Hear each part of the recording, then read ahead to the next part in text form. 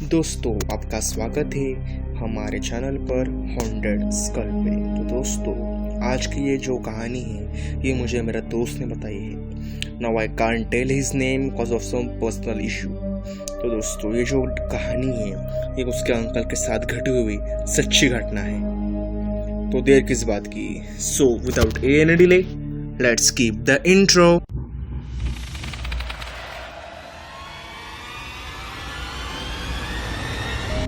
तो दोस्तों, ये घटना 2003 की है। मेरे दोस्त के अंकल का नाम जगदीश अंकल था।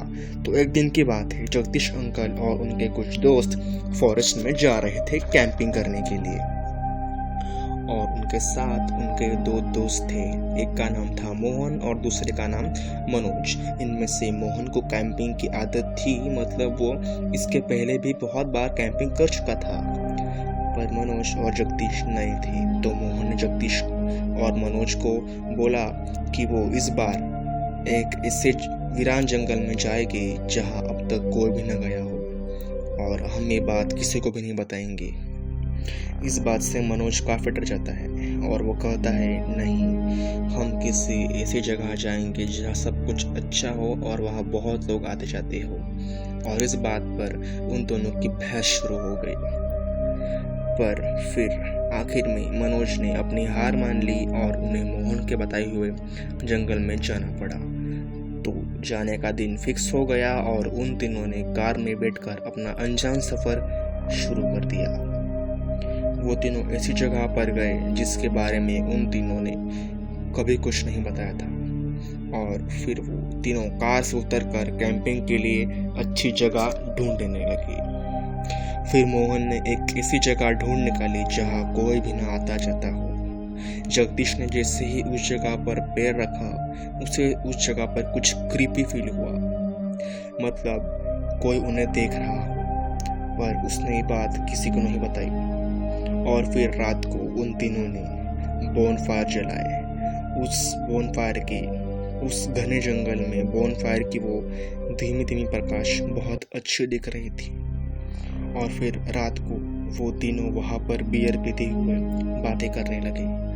मनोज उनके बातों से बोर हो गया था, इसलिए वो जाकर अपने कैंप में सो गया। और यहाँ बाहर जगदीश और मनोहर बाहर बियर पीते पीते उस डरावने जंगल में बातें कर रहे होते हैं। और उतने में मोहन को किसी के चलने की आवाज आने लगी।